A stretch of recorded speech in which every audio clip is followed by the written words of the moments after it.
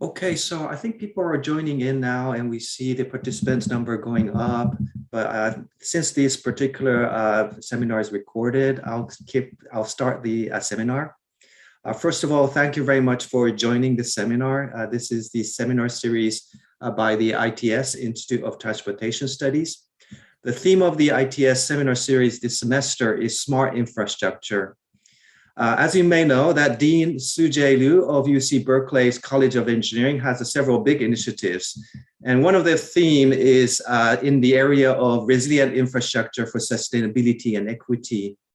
And as part of this initiative, we recently launched a new center called Center for Smart Infrastructure with the aim to transform the infrastructure industry by innovation and to create a smart infrastructure market. And I'm happy to say that this new center is also associated with the UC Berkeley's Institute of Transportation Studies family. The motivation of having this seminar series is to promote the activities in smart infrastructure that are happening across the world. And it's really my pleasure to have Professor Jerry Lynch as the first lecturer to deliver this particular seminar.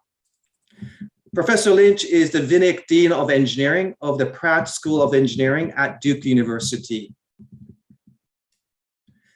Prior to joining Duke recently, he was a department chair of the Civil and Environmental Engineering Department of the University of Michigan.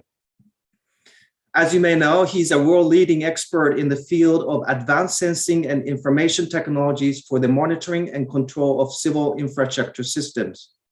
In fact, he holds the titles of both Professor of Civil and Environmental Engineering and Professor of Electrical and Computer Engineering at Duke, so quite impressive.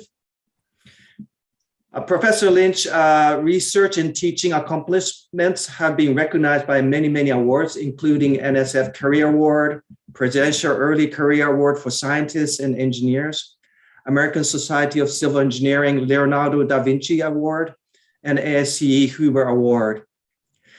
Jerry, I know it's rather late evening for you from the East Coast, and thank you so much for agreeing to give a talk to our colleagues at UC Berkeley. So the floor is yours, Jerry. Thank you very much, Kenichi, and thank you to the entire community at Berkeley for inviting me for this distinguished talk. Let me prep up my slides.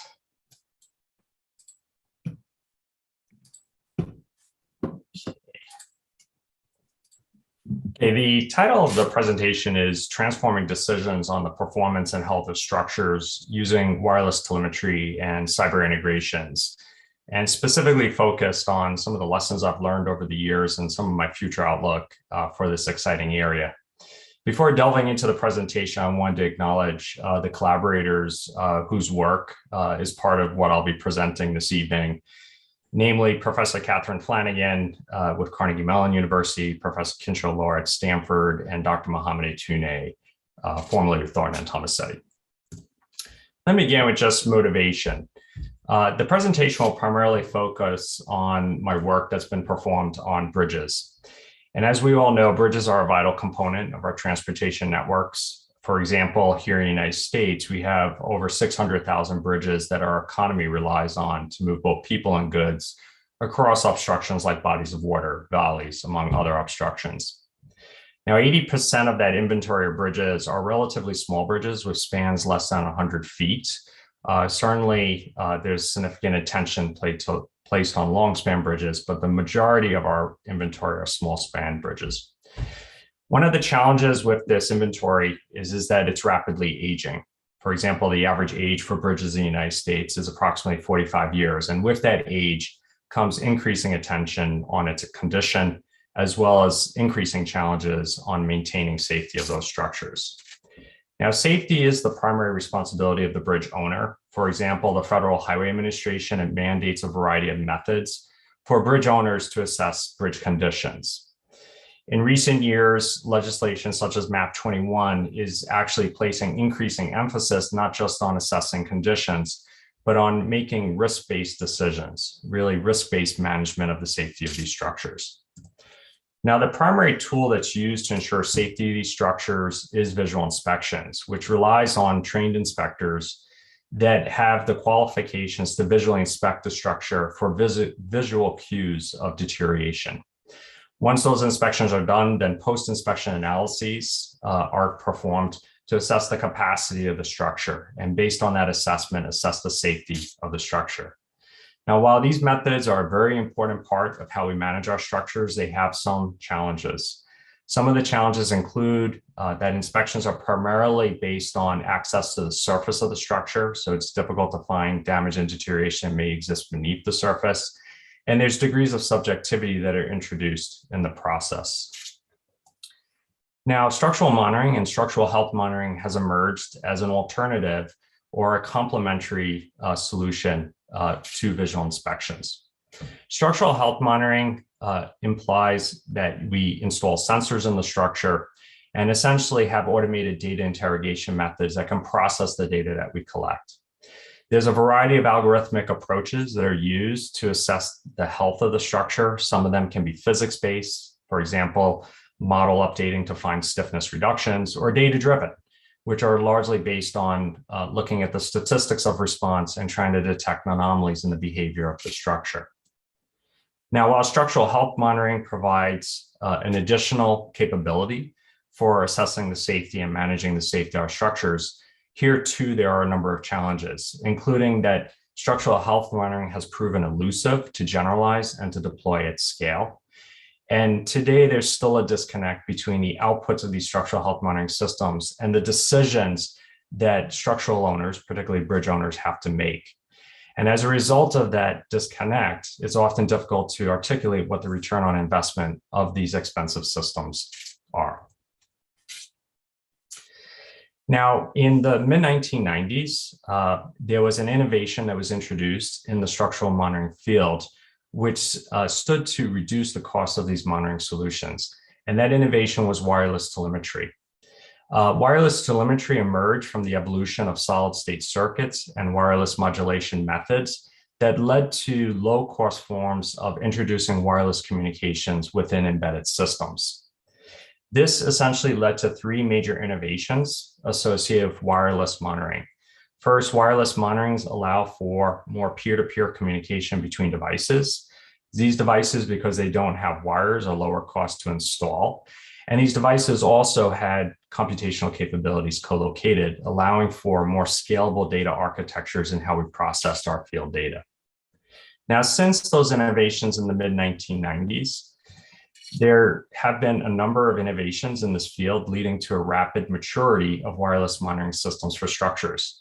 We see it in the form of many different types of wireless sensors that are available, both academic prototypes as well as commercial sensors, as well as a large number of field deployments of wireless monitoring systems on long-span bridges, including some early work done by a team at Stanford and Los Alamos on the Alamosa Canyon Bridge. One of the seminal achievements was the Golden Gate Bridge field deployment that was led by UC Berkeley.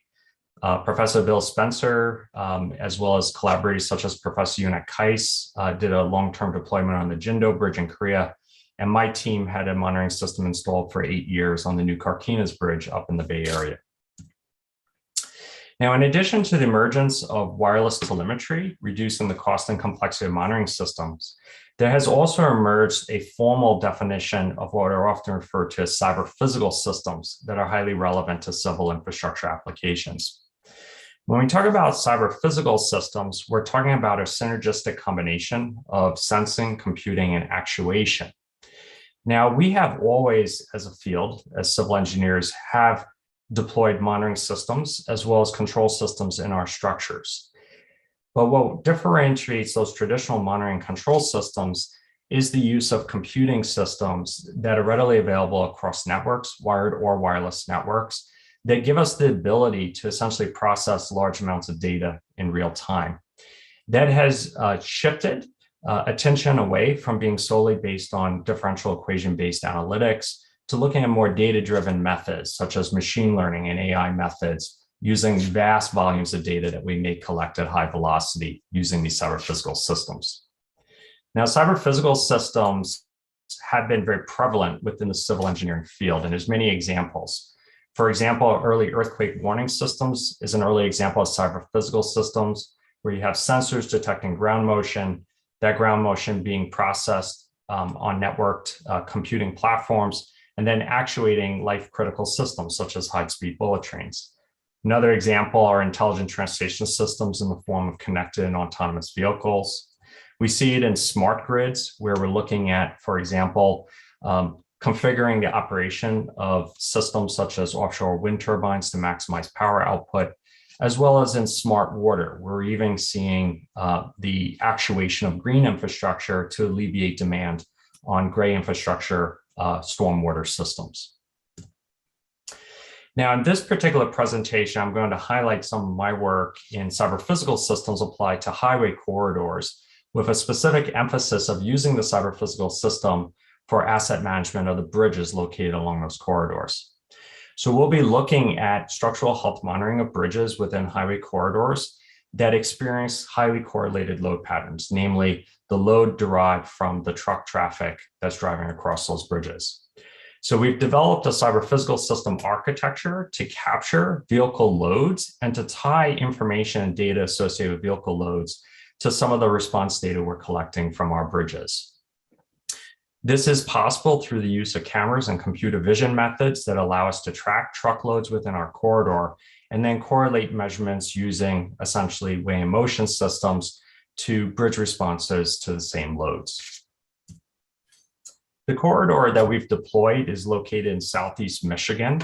It has a number of bridges along it, of which we've instrumented 2 of these particular bridges, the Telegraph Road Bridge, as well as the Newberg Road Bridge along this 20-mile segment of I-275, which begins down at the border between Michigan and Ohio and ends up by the Detroit Metropolitan Airport.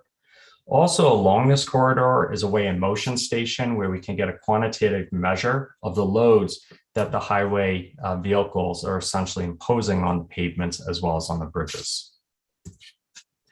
Now, the first bridge that we instrumented on this particular corridor is called the Telegraph Road Bridge, which is a very standard steel girder deck bridge that's widely used in the United States. And this bridge was constructed in 1973 and essentially consists of 7 steel girders in composite action. But one of the unique characteristics of the design of this structure is a pin and hanger detail, as shown here in the central figure, where essentially you have the entire main span supported by these pin and hanger connections, which are then essentially supported by 2 cantilevered sections over their pairs. Now, given the age of the bridge, there has been a history of deterioration over the lifespan of the bridge, including severe deck cracking, failure of bridge abutment structures, as you can see here, and you can see some temporary shoring action there, as well as some fatigue cracking in the girders that necessitated a weld repair in 2002. Now, we deployed on this particular bridge a large number of wireless sensor nodes. The sensor nodes are termed Narada nodes, which is a node that was developed in my laboratory at the University of Michigan. And it collects over 70 channels of data to satisfy a number of analytical tool chains that we've developed for processing bridge data.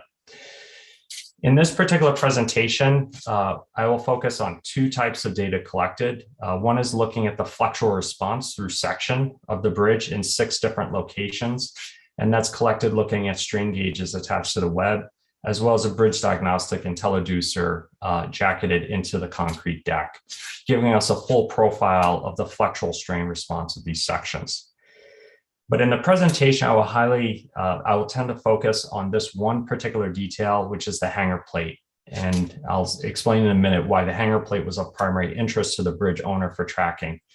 But there's essentially 8 strain gauges that are installed on each of the hanger plates that we've instrumented, and there's 4 hanger plates instrumented. Shown here is just some of the instrumentation.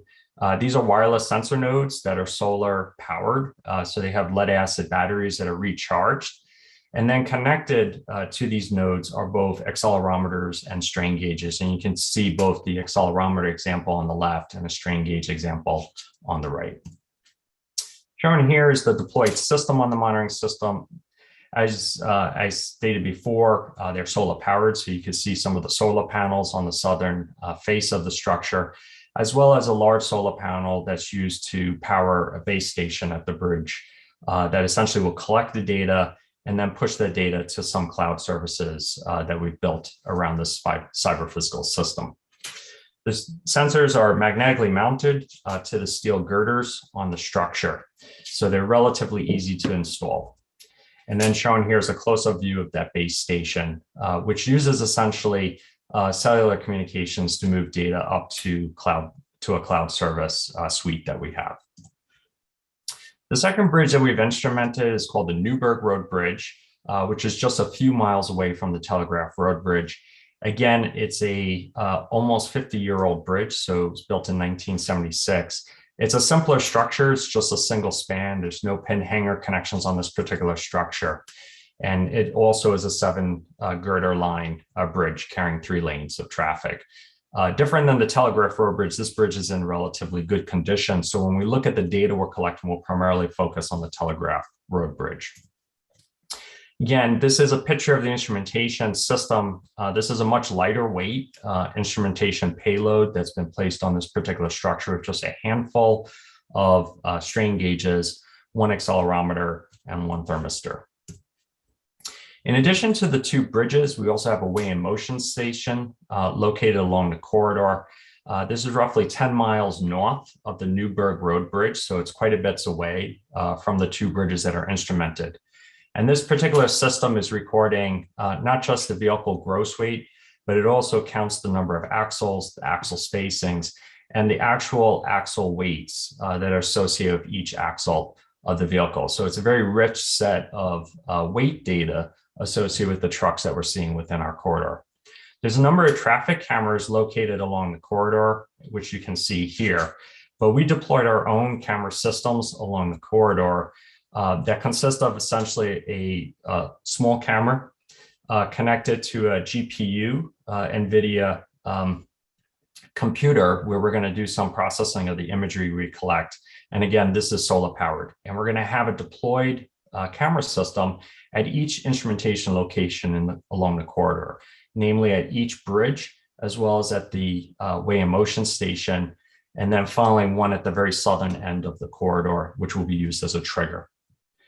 Now, the data in the cyber-physical system is collected by the different instrumentation that we've installed along the corridor, including the sensor networks on the bridges, the weigh in motion station, and then the traffic cameras that have been located at each of the locations that we're monitoring. This is then sent up to a cloud computing and database management system where we can collect the data, curate that data, as well as expose that data to some automated analytical tools that we've developed for a variety of different applications.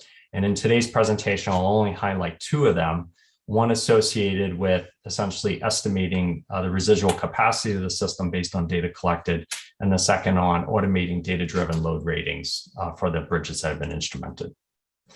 Some of the work done by my collaborator, Professor Kinsho Lrfr at Stanford University, focused specifically at the type of data architectures that are scalable for this type of cyber-physical system. His team deployed essentially NoSQL-based database solutions that use essentially a bridge information model as their primary data model for the way data was collected. In addition to collecting bridge response data, we also collect information reflective of the actual design of these structures, as well as some of the environmental parameters associated with their location within the corridor. Now, the primary use of the cyber-physical system, specifically the cameras, was to trigger the monitoring system with the aim of trying to connect, if you will, the bridge response data to load data coming from vehicles. So before we actually fully automated the system, we were collecting data from our 2 bridge systems, the Telegraph Road Bridge and the Newberg Road Bridge, on a schedule. Because of the limitations of being solar powered and wireless, we would collect data every 2 minutes or for 2 minutes every 4 hours. And we did this schedule for about 6 years, from 2011 to 2017. We optimized this particular data collection schedule based on the fact that we had limited energy associated with our solar powered sensor nodes, with the winter season being the constraining factor, if you will, in terms of how much data we could collect using the energy available. But what we did in 2017, we converted the system through the use of computer vision and the cameras that we deployed along the corridor to essentially trigger this system. The first purpose of triggering was to collect data in a more efficient manner, so essentially trigger the system to collect data only when a truck was present in the corridor. This allowed us to save our precious battery energy just to get load events of interest, namely heavy trucks. The other advantage associated with triggering the system is once we could identify a truck on the south end of the corridor, we could then trigger the monitoring systems for each bridge to follow that same truck event up through the corridor, and then time synchronize it with a measurement of the axial weights of that particular truck when that truck went past the weigh in motion station. So the triggering strategy was quite straightforward. Namely, there's a camera at the southern end of the I-275 corridor that essentially has an object detector embedded that automates the detection of a truck. Once that truck is detected, we estimate based on the speed of the truck that's observable at the first camera when it will arrive up at the first bridge, the Telegraph Road Bridge. And we'll essentially turn that monitoring system on a little bit earlier than we anticipate the truck and turn it off after the truck has passed that particular structure. And we will record the vehicles going over the bridge to ensure that they are essentially the same vehicles we observed at the first camera. This repeats all the way till we get to the Newberg Road Bridge and then finally at the weigh in motion station. Now, the way that we detect trucks is through the use of a single stage object detector that's been trained on a library of images collected from both the I-275 corridor as well as from open source image repositories such as ImageNet. And we'll primarily be using the Yolo object detector, or you only look once object detector, due to its high performance in terms of precision and accuracy, but also because of its computational speed, particularly light versions of it, also known as Yolo Tiny. Yolo is going to essentially identify a variety of different bounding boxes that can essentially hypothesize the existence of an object trying to detect. And we'll finally detect objects based on the probability of the object being within the box, as well as assign a probability on the classes associated with each of the objects that you have curated within your image library. That Yolo that we implemented on I-275 is Yolo version 3. Some of our other more recent works is using some of the more current versions of Yolo, but the system that's still underway out on the highway since 2018 is Yolo version 3. We use Yolo version 3 Tiny for online detection in real time along the corridor. And then we use transfer learning, combining I-275 images that we collect with essentially online images to essentially train these single stage detectors. And the results I'll show in a minute are essentially on a NVIDIA Titan XP GPU, which is the same platform that's deployed with each of the cameras out in the field. Shown here is just some of the objects that we essentially have within our image library. So we collect trucks of all different types and configurations from online image libraries like ImageNet. We also have manually labeled images associated with the cameras along the corridor. So these are actually from the I-275 corridor. And we're certain to essentially include different types of environmental conditions, night and day, dark and light, snowy condition, rainy conditions, and sunny conditions. We have a total of 3,500 objects within our library that has over 5,600 instances of vehicles, the vast majority of which are trucks. So we have 3,513 labeled trucks, as well as small pickup trucks and cars. We will essentially use a number of metrics to quantify the performance of those single stage detectors, and primarily use essentially precision and average precision for the different classes that we have within our image library, which is trucks, small trucks, and cars. In terms of the performance of Yolo version 3, looking at the mean average position across all different vehicle classes, with intersections over union of either 50% or 75%, we have a high performance in terms of precision of the detector, exceeding 90% for the mean average precision. And then high numbers as well for trucks, approaching 98% for trucks for both intersection over union thresholds. We lose some of the precision when we go to the tiny version of Yolo, but the computational time is much shorter, allowing us to use it in real time along our corridor. Shown here is just a video of this system in operation. You'll see a truck coming on the south end of the corridor, and then essentially that truck being captured along each stage of data collection. Shown here is the Telegraph road bridge and the time synchronized response of the bridge. Here it is again up at the Newberg road bridge. And then finally, we're going to see that same truck reappear at the far end of the corridor at the weigh in motion station.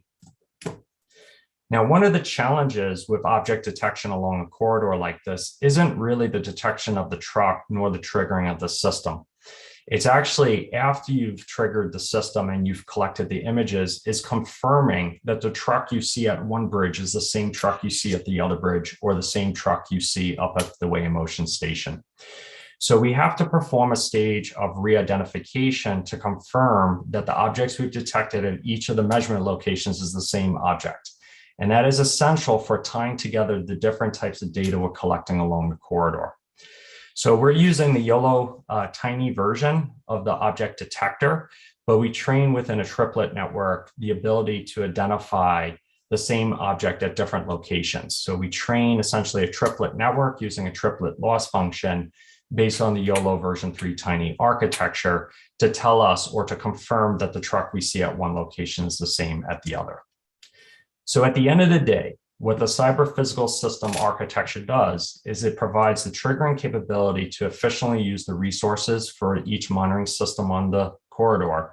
But more importantly, it allows us to now stitch together the response at the Telegraph road bridge for one truck to the response at the Newberg road bridge for the same truck, and then to get a direct quantitative measure of the load. So for the very, very first time, we have the ability now not only to see the response of our bridges, but we actually have a direct form of measuring what the load on those bridges are, or to have a measure that correlates to the load that's being imposed on those structures. So how will we use that data? So the first application I'm going to share with you this evening is using the data to drive decisions, essentially for bridge asset management. Now, there is a big chasm that exists today between visual inspection and structural health monitoring. And it has to do with how each of these different capabilities lead to decisions for asset managers. So let's look at the state of the practice. The state of the practice, as I mentioned at the outset of the presentation, is based on visual inspections, where a visual inspector provides a condition rating for each of the components of the structure or even sub areas of the components. Based on the condition ratings, there's well-established decision processes, largely qualitative, that will prescribe a specific repair decision for a given condition rating. That allows decisions to be made based on safety at a cost. So that's very, very important. Now, when we talk about structural monitoring systems, which is the state of the art, we essentially collect data using sensors attached to the structure, have structural health monitoring systems that are currently designed to look for damage or deterioration in the structure.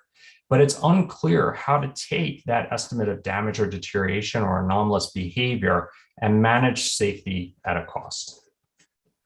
What we'll be doing in this presentation is looking at combining the best of both of these approaches, linking the state of practice and the state of the art through a reliability-based framework. This is going to provide us the ability to leverage insights and knowledge embodied in the visual inspection decision process with real data collected from our structural health monitoring systems installed on our bridges. Now, why look at a reliability-based framework? Current structural health monitoring algorithms largely look at assessing pronounced anomalous behavior in the structure. And some of the earliest work in structural health monitoring was actually looking at the use of modal-based methods to essentially determine anomalous behavior in the structure, which you can think about is really making the assumption that the structure at some point is going to go into an inelastic regime of response.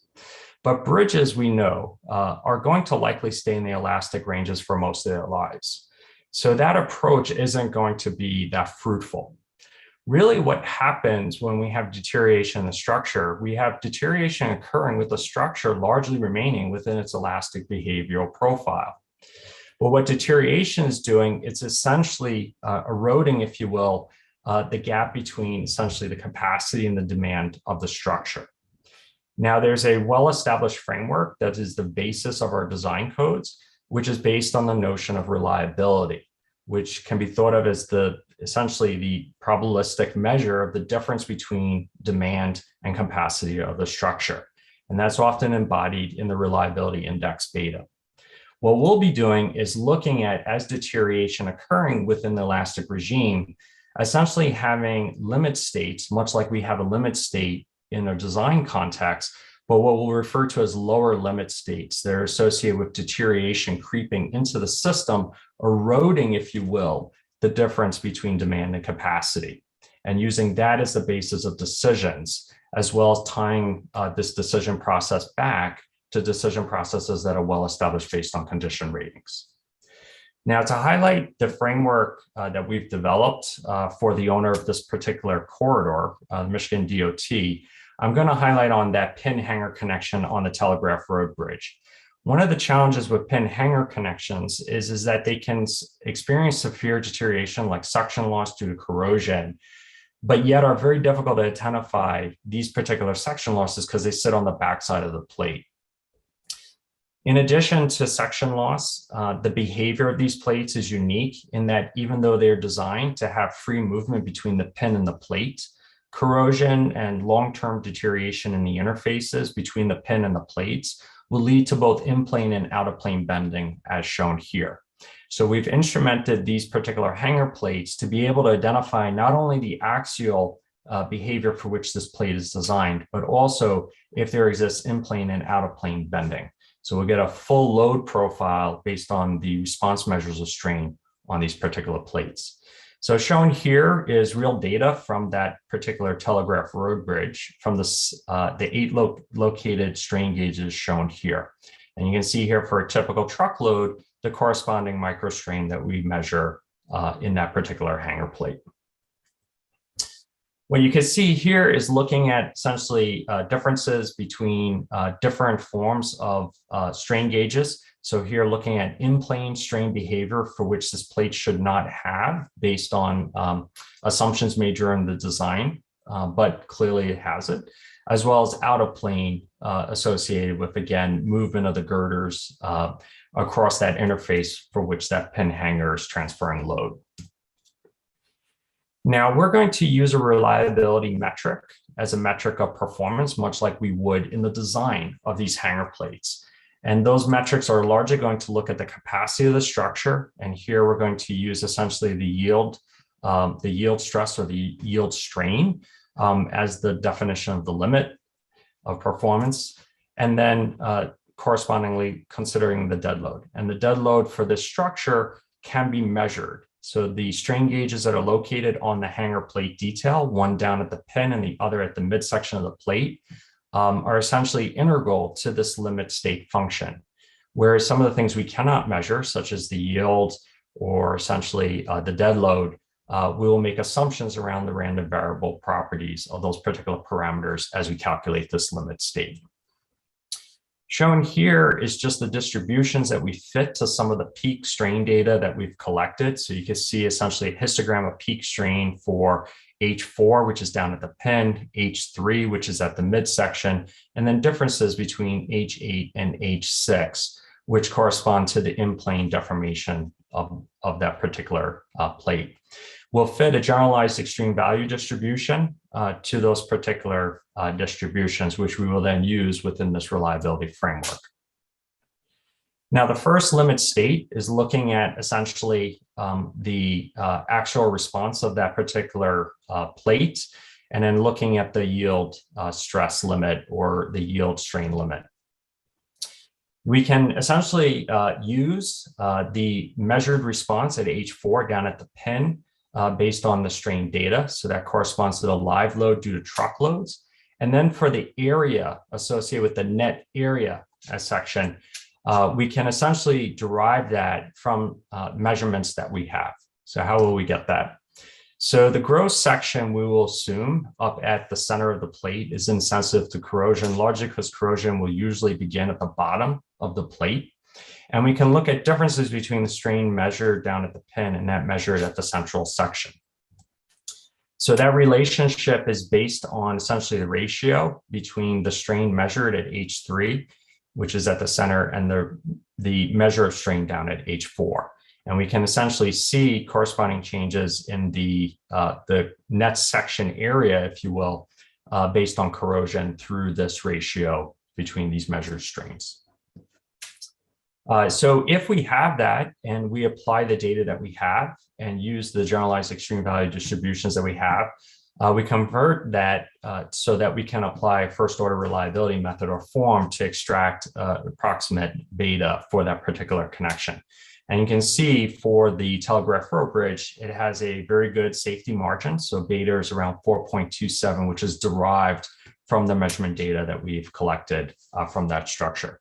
And that correspondingly conforms well to an estimate of the probability of failure, again, defined by the exceeding yield based on a Monte Carlo method as well. So, okay, we have a second limit state that we've also looked at, which is pin shear. And we use a similar configuration where we're going to use essentially measurements of strain on the plate and then use that as an input into essentially the limit state function associated with the second limit state around the pin shear. And again, we see a relatively healthy margin there on reliability of 4.34 for pin shear. Okay, so the result is that we essentially can use our bridge monitoring data within a reliability framework to get us a measure of beta. But the question is, what do you do with that measurement of data that we've collected? What decisions will we make? So what do you do if beta is 5? What do you do if beta is 3, right? Now, most design codes that would be used globally is going to put our beta roughly around 3.5. So one could look at it as my above or below where my code is prescribing safety. But bridge owners are looking for a finer grain way of essentially making decisions based on the data that they're collecting. So really what we're after is what we're going to define as lower limit states that are going to give us a measure or a threshold on the limit state around which decisions will be correlated. So how are we going to do that? Well, if we look at the state of practice, you can think of it this way, where essentially you are doing a condition rating assignment based on visual inspection, which has a physical state. And no matter what that is, there's a corresponding action that the bridge owner will take, such as repair or replace components, so on and so forth. What we're trying to do is essentially link, again, instead of looking at the physical state and just the visual interpretation of the condition as assigned through the condition rating, we want to use the same action set for consistency's sake, but we want to replace the visual approach of defining those condition ratings with a data-driven approach that we're going to collect from the data we have. We're going to do that by defining betas that correspond to lower limit states. So we're going to find an equivalent beta associated with each of the well-defined condition ratings that are currently driving decision makings today.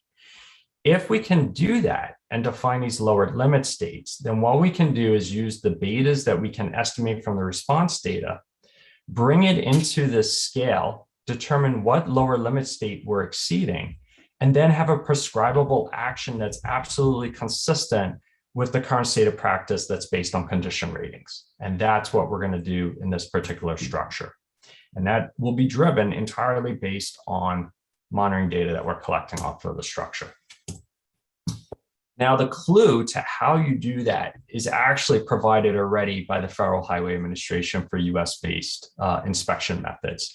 So one of the primary ways that condition ratings are provided, so if you're a bridge owner and you're ascribing to a 9-point condition rating scale, where 9 is a condition such as a new condition, 0 is a failed condition, there's already very specific indications of where the comfort level is in your decision-making process with respect to lost capacity of the structure.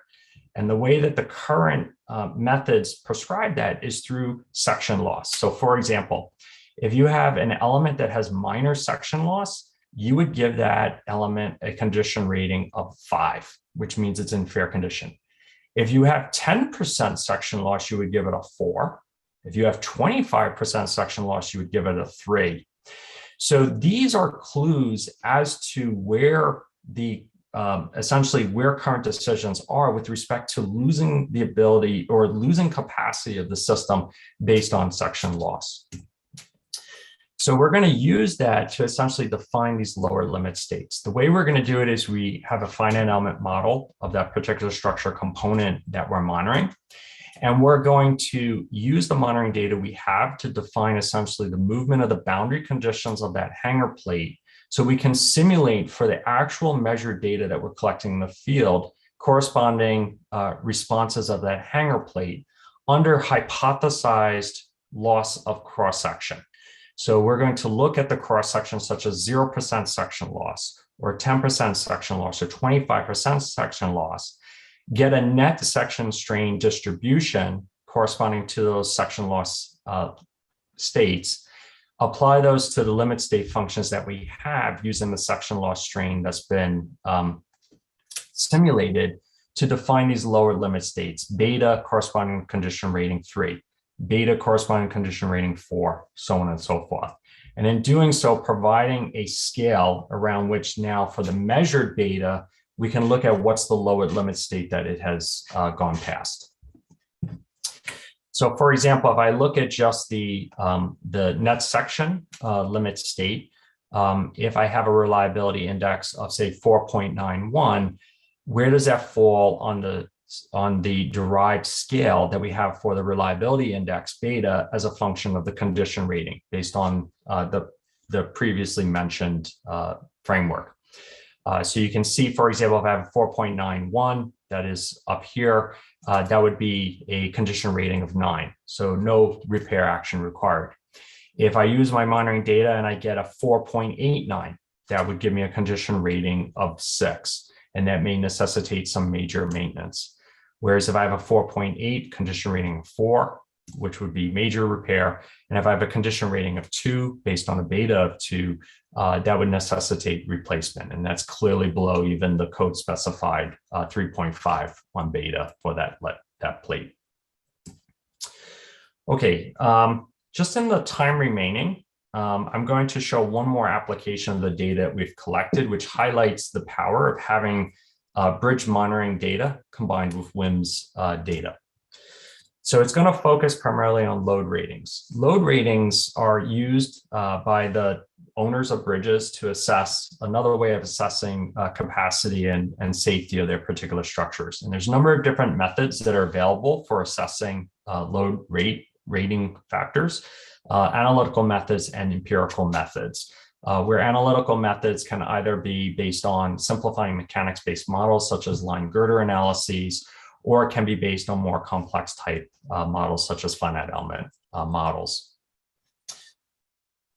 Now, if we look at just the analytical method, the load rating factor based on Lrfr is relatively straightforward.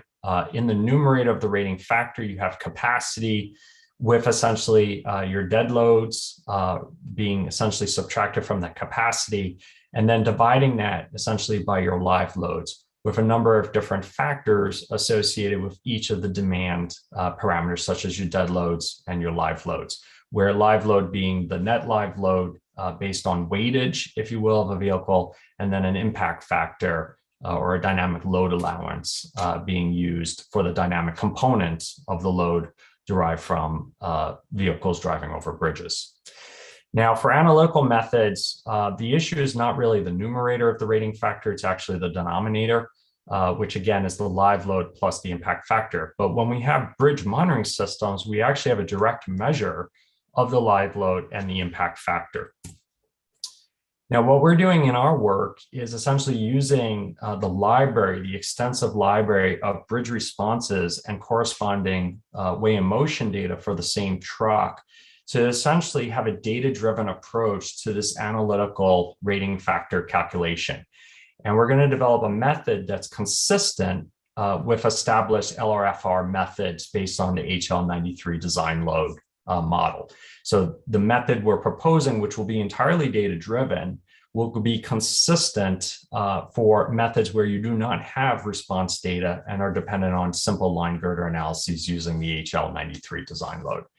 Now, clearly in our application, we don't see HL93 vehicles in the corridor. We're seeing a wide variety, a very diverse population of trucks in that corridor. So the question is, how do we get the data and the responses we have to fit in a consistent manner into the same framework that's analytical based on the HL93 design live load?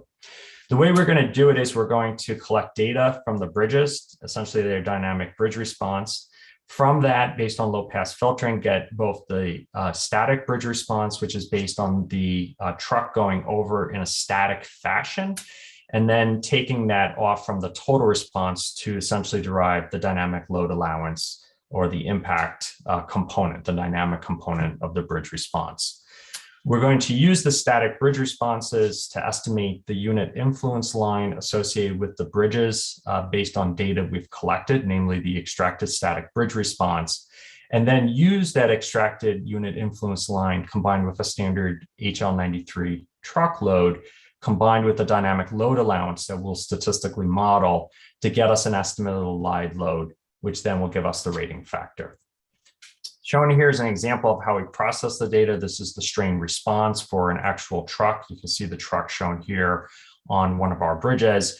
We're going to low pass filter to get out the static response and then correspondingly extract out the DLA or the dynamic load allowance, which is the difference between the dynamic, the static, and then normalized against the static strain response.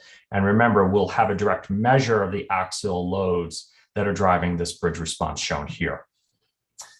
First, let's look at essentially the Newberg road and applications of this method on that bridge.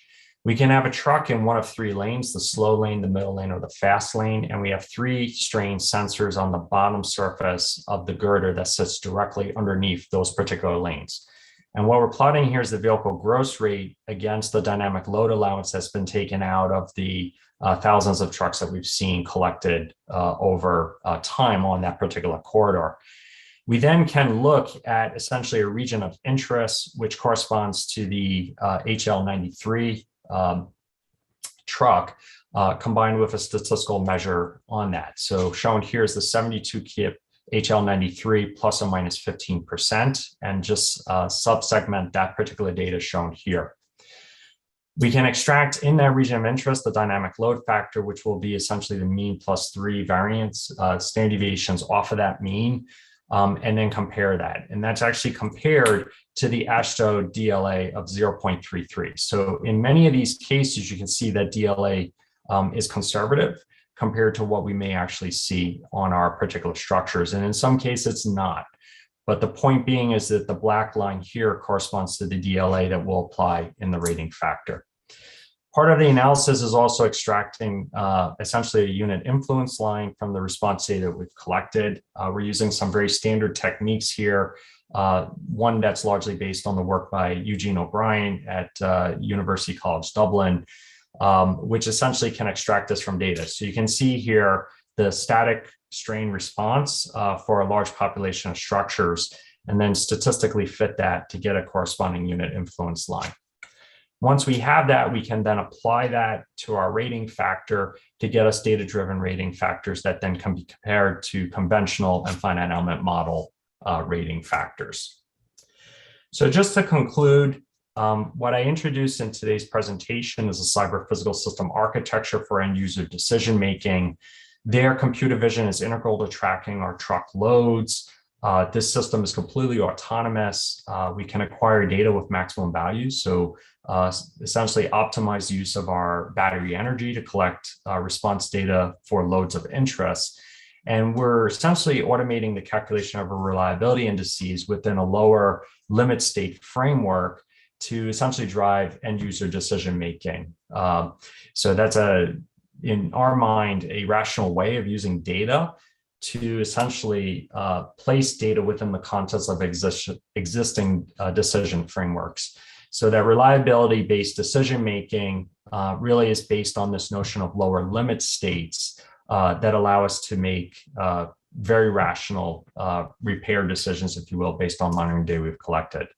And some of our future work is developing value of information frameworks based on Fisher information to make better sensor-based decisions on when to send data, among other innovations. So with that, I'd like to again reiterate my thanks to Kenichi and the faculty at Berkeley for this honor to give this presentation, and then acknowledge the generous support of funding agencies such as the National Science Foundation that's made this work possible. Thank you. Yeah, thank you very much for your nice talk. We have about sort of 10 minutes left. I guess, yeah, so open questions. so I invite anyone to have a talk. Dimitris, Professor Tekos. Yeah, absolutely. Thank you, Professor Lynch, Jerry. It's a pleasure to see the amazing things you've been doing all over the years. I like very much the synergy between the cameras and the sensors. I was wondering if you can elaborate on two aspects of the work. Where one is, how much data do we need for some of these decisions? So, for example, I'm thinking like corrosion is a long-term effect, like something that happens with time.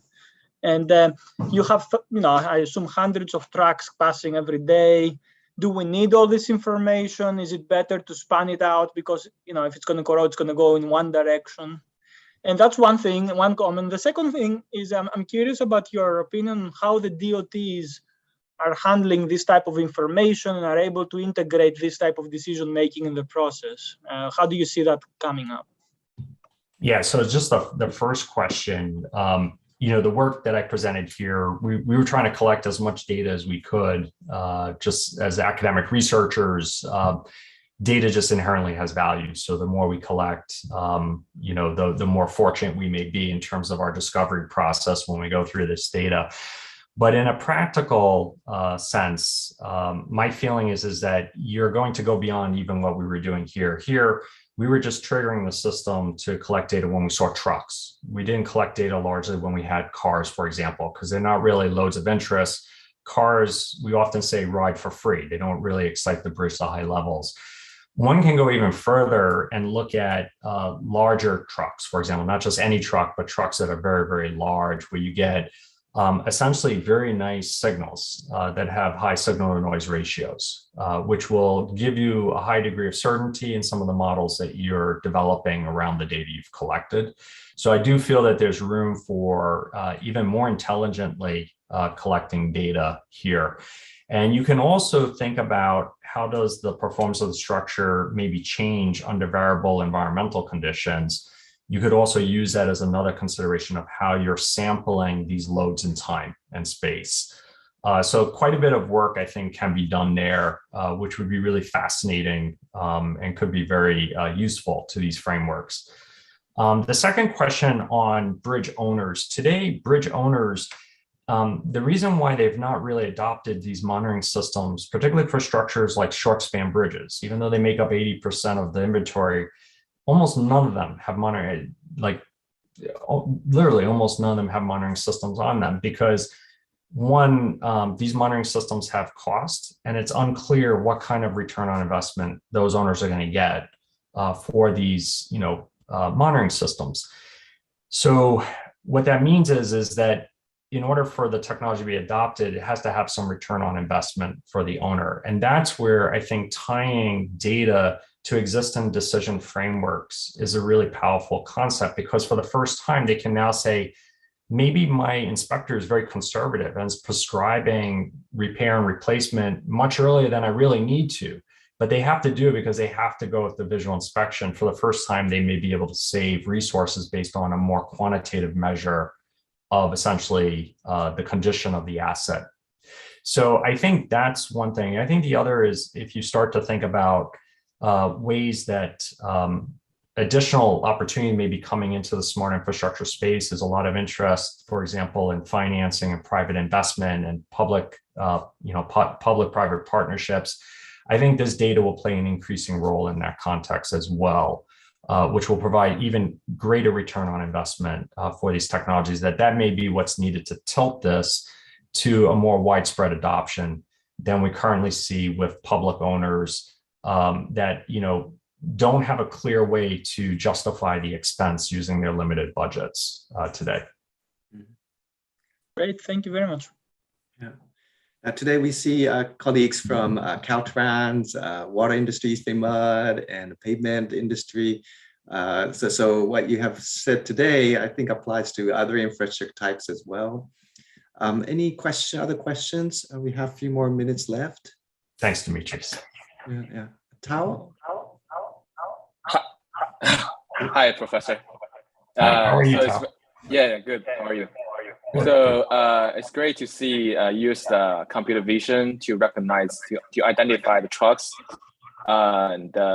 Yeah, so I can see that you can know there's a truck in the picture with a pretty high accuracy, like 90%. I just wondering, how do you know like the exact loading of the truck, like how much it weighs? Through the computer vision. Yeah, so what we've done is we collect the image of the truck at the bridge, and then we have the bridge response. Then we have the truck up at the weigh in motion station, and then we use that re-identification framework to confirm that the truck we see at the bridge is the same truck measured at the weigh in motion station. So computer vision isn't outputting the truck weights in this application. What it's doing is it's just identifying the truck and then confirming the identified trucks are the same trucks across the corridor.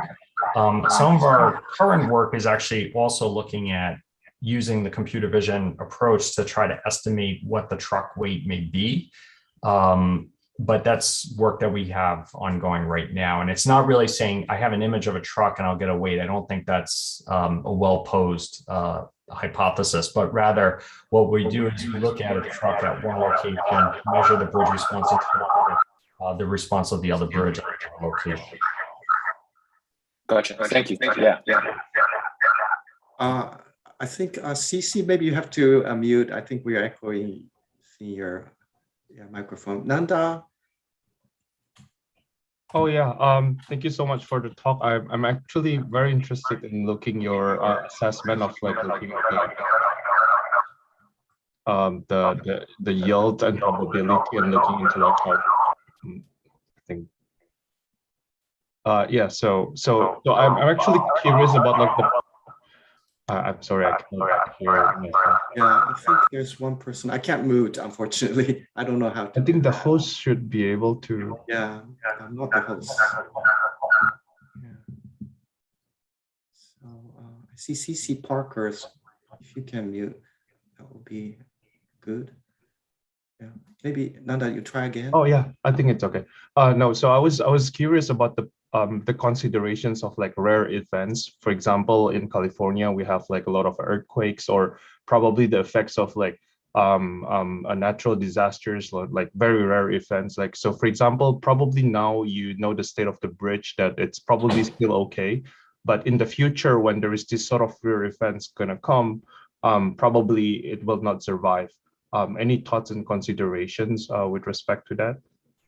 But thanks overall, it's a great talk. Yeah, no. Yeah, so I think that, just having, this data to essentially estimate, for example, what the condition of the structure is will give you, insight a priori to some of those extreme events. But this work in particular is not set up to try to say the framework is so general, it can be applied also to say, seismic events.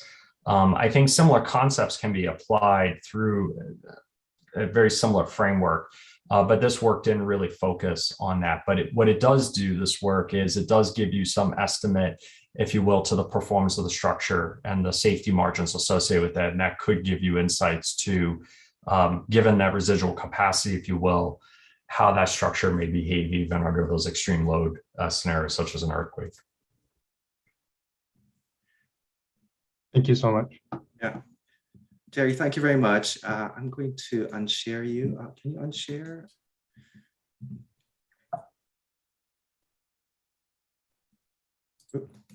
Yeah, thanks. Well, today we had Jerry, Professor Lynch. We had a lot of people attending. It's great to see everyone. Thank you very much for joining. And I think Professor Lynch mentioned the challenges that we have. We have an infrastructure that's going to last for a long time, but then the demand is rapidly changing. Also, this truckload coming rapidly. So that time frame is really, really challenging. But you can see Professor Lynch showing the opportunity that we can do to tackle that particular problem. The other one is really to show the actual monitoring of the actual behavior, allow us to do a better job in looking after our infrastructure and really looking at the behavior, strain, and how it's behaving, allows us to say, okay, this bridge can do a better job, where this bridge needs sort of repair. So giving you a better sort of a direction how to manage the infrastructure. I think Professor Lynch gave us the view. So Jerry, any final thoughts? None. Well, thank you very much. I'm just going to sort of just to announce the next speaker that we have, Professor Tom O'Rourke, on February 25 at 1 p.m.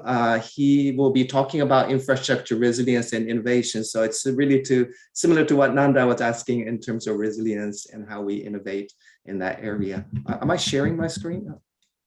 Yeah, sorry. Now you are. Oh, you are. Okay. So I'm not sure you're seeing which screen. Are you seeing Professor Tom O'Rourke? We see Tom. Yeah. Okay. Well, Professor Lynch, Jerry, thank you very much for, I know it's very late. Now it's probably 8 o'clock. And thank you very much for having you over here. And then hope you have a good night. All right. Thank you so much. It was a real pleasure. Have a good night. Yeah. Goodbye.